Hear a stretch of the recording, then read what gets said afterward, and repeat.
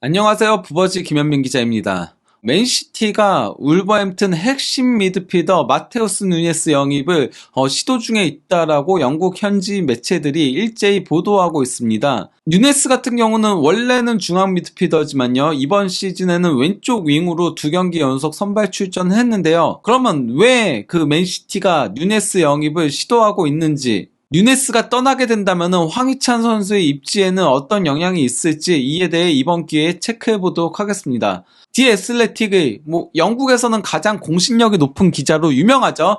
데이비드 온스테인 기자가 8월 9일에 미드필더 강화를 원하는 맨시티가 웨스트햄 미드필더 파케타 영입을 모색 중에 있다라고 보도를 한 겁니다. 맨시티가 미드필더 영입을 원하는 이유는 첫째, 귄도안이 바르셀로나로 떠났죠. 자유계약으로요.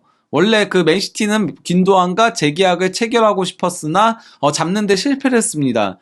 여기에 더해 에이스인 더브라이너가 햄스트링 부상을 조금 심하게 당하면서 전반기 출전이 불가하다는 그런 보도들이 나오고 있습니다. 그러하기에 공격진을 지원해주면서 직접 그 박스 타격까지 될 수 있는 미드필더가 2명이나 동시에 사라지게 된 건데요. 이게 바로 이제 맨시티가 파케타를 원했던 이유라고 할 수 있겠습니다.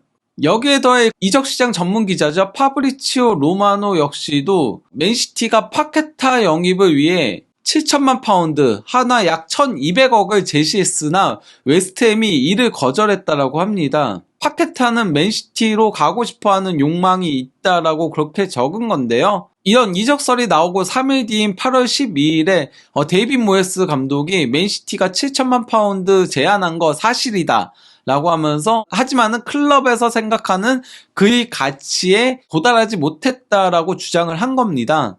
이러한 가운데 15일 데일리 메일이 사미 목벨 기자가 7천만 파운드 이적 제안을 거절당한 맨시티가 파케타 영입을 위해 한층 더 향상된 제안을 했다라고 보도를 했고요. 여기에 더해 그 파브리치오 로마노 기자 역시도 맨시티가 향상된 제안을 준비 중에 있다라고 한 겁니다. 하지만 4일 뒤에 파케타 이적에 큰 변수가 발생을 했습니다. 스카이 스포츠를 비롯해서 각종 매체들이 일제히 파케타가 베팅 혐의에 연루됐다라고 보도를 한 겁니다. 파케타가 본인의 옐로 카드를 가지고 친구들에게 그 정보를 줬다라고 하는 건데요. 간단하게 얘기 드리면은 파케타가 나 이 경기에서 옐로카드 받을 거니까 내가 옐로카드를 받는다에 베팅을 해라, 이렇게 얘기를 했다라고 해요. 이게 그 브라질 한 섬에서 일제히 베팅이 이루어진 거라고 하는데, 그래서 현재 그 FA와 FIFA에서 이를 조사 중에 있습니다. 이게 만약에 사실이라면은 파케타는 상당히 많은 경기에 징계가 예상이 되고 있죠. 이것 때문에 맨시티가 파케타 영입을 보류했다라고 보도가 나온 겁니다. 결국 뜻하지 않은 암초로 인해 파케타 영입이 불가능해진 맨시티가 새로운 미드필더 영입에 나서고 있는데요. 데일리 메일이 맨시티 전담 기자, 이 기자도 맨시티 관련해서는 공신력이 거의 1티어급에 해당한다라고 평가를 받고 있죠. 잭 고원이 파케타 영입이 결렬된 맨시티가 팰리스 미드필더 에베레치 에제를 고려하고 있다라고 보도를 한 겁니다. 그리고 이제 디 애슬레틱의 온스테인 기자가 맨시티는 여름 이적 시장이 닫히기 전에 울버햄튼 원더러스로부터 마테우스 누네스를 영입하는 걸 모색하고 있다. 울버햄튼은 맨시티의 관심이 여름 이적 시장 마감 시점에 이르러서야 온 거를 환영할 것 같지 않다라고 한 겁니다. 이걸 환영하지 않는다는 건 두 가지죠. 일단 마테우스 누네스를 팔 의사가 있었다고 하더라도 지금 만약에 팔게 되면 대체자 영입이 힘들어지는 거니까 그런 것도 있고, 또 이제 누네스가 맨시티로 떠나고 싶어 하는 마음이 있기 때문에 잡기 힘드니까 또 환영하지 않는다는 얘기가 될 수 있겠는데요. 로마노 기자 역시도 뭐라고 했냐면요.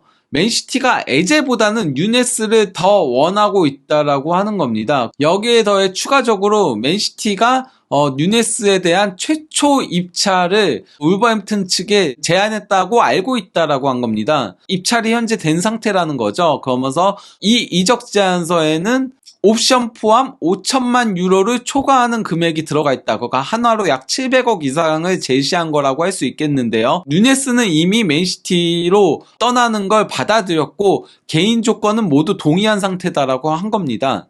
그러면 이제 그 누네스의 프로필을 살펴보도록 하겠습니다.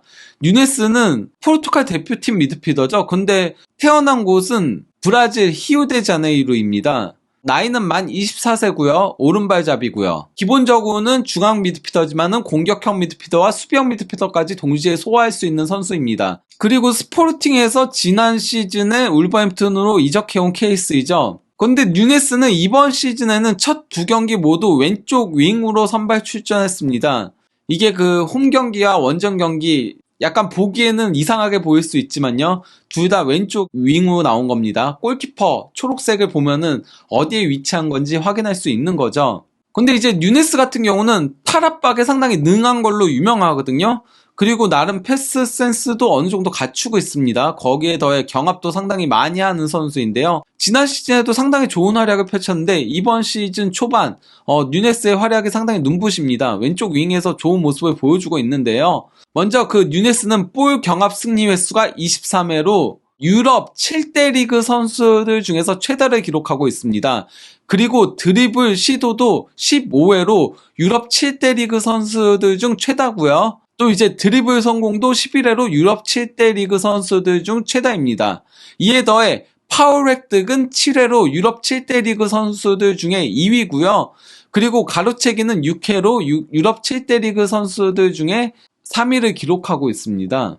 여기에 더해 누네스는 지난 시즌 순간 최고 속도 36.32km/h를 기록했는데 이는 중앙 미드필더들 중 가장 빠른 속도입니다. 빠른 스피드와 볼제감과 탈압박 능력과 그리고 또 이제 패스 능력까지 갖추고 있다라고 할 수 있겠는데요. 만약에 누네스가 팀에 오게 된다면은 저는 누네스가 이제 수비형 미드필더와 공격형 미드필더 양쪽을 모두 다 소화할 걸로 보입니다. 이번 시즌 현재 시점에서는 맨시티가 4-2-3-1 포메이션을 활용하고 있거든요. 그렇기 때문에 누네스를 양쪽에 요긴하게 쓸 수 있겠죠. 여기에 더해 만약에 이건 이제 그 더블라이너가 장기간 부상 후 빠져있는 상태에서 예상 라인업을 그린 거고요. 더블라이너가 부상해서 돌아온다면은 그러면 이제 맨시티는 상황에 따라서 4-3-3 포메이션도 가동이 가능하고요. 그렇게 되면 이제 그 로드리 원홀딩에다가 뉴네스, 코바치치, 베실바, 포든, 더블라이너 등이 두 명의 공격형 미드필더 자리를 배치될 수 있겠죠. 3-2-4-1 포메이션도 가동이 가능하게 되겠죠. 다만 이제 뉴네스가 떠나게 된다면은 그 대체자가 필요한데요. 만약에 영입이 불가피하다면은 황희찬 선수가 중용될 걸로 보입니다. 일단 그 울버햄튼은 오닐 감독 체제에서 두 경기 연속 누네스를 왼쪽 측면에 배치한 4-4-2 포메이션을 가동했습니다. 그러면서 이제 그 누네스가 왼쪽 측면에서 볼을 키핑하면서 상대 수비를 유인한 다음에 반대편으로 넘기면은 누네스나 쿠냐나 이제 사라비아 같은 선수들이 드리블 돌파를 감행하면서 공격을 나섰던 거였는데요. 황희찬 선수는 두 경기 모두 교체 출전해가지고 소파스코어 평점에서 7.2점, 7.5점으로 좋은 평점을 얻었었는데요. 먼저 그 맨유전에는 교체 출전으로 27분을 뛰면서 기대 득점 0.32골, 기대 도움 0.36도움, 짧은 시간을 뛰었음에도 슈팅을 무려 4회나 가져갔습니다. 그리고 드리블 돌파도 2회 시도에서 2회 모두 성공시켰고요. 패스 성공률도 86%를 기록을 했고요. 그라운드 볼도 5회 경합해서 4회를 성공시키면서 80%에 달하는 볼 경합 승률을 자랑했고요. 무엇보다도 이제 파울을 획득한 횟수도 2회였습니다. 즉 드리블을 치면서 맨유 수비 라인을 상당히 괴롭혔다라고 할 수 있겠는데요. 히트맵을 보시면 아시겠지만 황희찬 선수가 왼쪽 윙 역할을 수행하면서 상대 박스 안에 상당히 많이 침투해 들어간 걸 확인할 수 있죠. 이번엔 그 다음 경기였던 브라이턴전 기록을 살펴보도록 하겠습니다. 35분을 소화하면서 기대 득점이 0.06골이었음에도 한 골을 기록을 했습니다. 슈팅 한 번을 그대로 골로 연결을 했던 거였는데요. 여기에 더해 기대 도움이 0.5도움에 달했습니다. 이거는 뭐 1도움을 기록할 수 있었던 거라고 할 수 있겠는데요. 드리블은 2회 시도에서 1회 성공시켰고요. 패스 성공률 무려 92%에 달했고요. 키패스 1회를 기록했고 빅찬스 메이킹도 1회를 기록을 했습니다. 그러면서 이제 그 황희찬 선수는 득점 패스에 있어서 사라비아에 이어서 팀 내 울버햄튼 선수 내 2위를 기록했습니다. 상당히 인상적인 활약을 펼쳤다라고 할 수 있겠는데요. 황희찬 선수는 55분경에 팀이 0대4로 이제 패색이 짙자 파비오 실바를 대신해 교체 출전을 했습니다. 그리고 61분경에 사라비아의 코너킥을 헤딩 슈팅으로 가져가면서 팀의 만회골을 성공시켰습니다. 이게 상당히 먼 지점이었음에도 강력한 헤딩으로 골을 넣은 거였는데요. 여기에 더해 황희찬은 86분경에 환상적인 드리블 돌파를 감행한 이후 컵백을 줬고 이를 에이트누리가 슈팅으로 가져갔으나 여기서 좀 에이트누리가 멈칫했어요. 이것 때문에 수비벽에 막히고 말았죠. 만약에 이걸 그대로 때렸다면 골이 될 수 있었던 장면이라고 할 수 있겠습니다. 이런 가운데 울버햄튼은 추가 시간 5분경에 마테우스 누네스가 거친 행위로 경고 누적 퇴장을 당하는 악재가 있었습니다. 그 상대 수비도 밀어제치고 에스투피냔도 밀어제치고 그 후에도 브라이턴 선수들이랑 몸싸움을 벌이는 그런 장면을 보여줬거든요. 이것 때문에 경고 누적 퇴장을 당하면서 다음 경기인 에버튼전 결장이 확정이 됐는데요. 현재 울버햄튼의 공격진 경쟁을 살펴보도록 하겠습니다. 현 시점까지 게리 오닐 감독은 4-4-2 포메이션에서 쿠냐, 네투, 그리고 네베스를 고정으로 쓰고 있고요. 한 자리를 경쟁으로 돌려 쓰고 있었습니다. 근데 이제 누네스가 떠나게 된다면은 누네스 자리도 비게 된다라고 할 수 있겠는데요. 그러면은 여기서 놓고 보면은 네투하고 쿠냐는 고정이라고 할 수 있고 게데스, 포덴세, 사라비아, 칼라이지치, 파비오 실바 그리고 황희찬이 경쟁을 하고 있다라고 볼 수 있겠는데요. 이들 중에서는 사라비아와 황희찬이 조금 앞서 나가고 있다라고 할 수 있죠. 이러한 가운데 그 포르투갈에서 상당히 공신력을 높게 받고 있는 2대 스포츠지라고 할 수 있죠. 아볼라와 함께 해코르드에서 게데스의 벤피카 이적 가능성을 보도했습니다. 심지어 벤피카 감독인 로거 슈미트 역시도 만약 게데스를 다시 우리 팀에 합류시킬 기회가 있다면 좋겠다. 난 그를 정말 좋아한다라고 얘기했고요. 포덴세 같은 경우는 셀틱 이적설에 연결되고 있습니다. 셀틱이 포덴세를 긴급한 해결책으로 간주하면서 1000만 파운드, 하나 약 170억의 레버리지를 가동했다라고 한 건데요. 오닐 감독이 조니와 포덴세 그리고 게데스를 외면하고 있잖아요.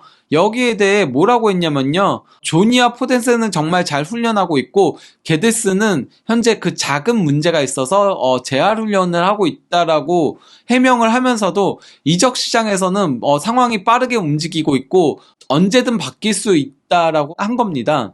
이러한 가운데 그 울버햄튼은 에버턴 원정 그리고 블랙풀과의 리그컵 2라운드 그리고 크리스탈 팰리스, 리버풀, 루턴타운, 맨시티, 에스턴 빌라로 이어지는 일정들을 앞두고 있습니다. 당장 에버턴전에는 황희찬 선수가 왼쪽 윙으로 선발 출전할 가능성이 있습니다. 쿠냐의 투톱 파트너로는 사라비아와 파비오 실바가 경쟁할 걸로 보이고요. 오른쪽 윙에는 네투가 나올 걸로 보입니다. 두 명의 미드필더는 르미나와 고메스, 그리고 좌우 풀백은 에이트 누리와 세메도, 그리고 중앙 수비는 킬먼과 도슨, 그리고 골문은 주제사 골키퍼가 지킬 걸로 보이는데요. 만약에 에버턴전에 황희찬 선수가 선발로도 인상적인 활약을 펼친다면 여기에 더해 누네스가 맨시티로 떠나게 된다면 황희찬 선수는 왼쪽 윙으로 고정적으로 뛰게 될 가능성이 매우 높다라고 할 수 있겠습니다. 그러면은 이쯤에서 이번 영상을 마무리하도록 하겠습니다. 감사합니다.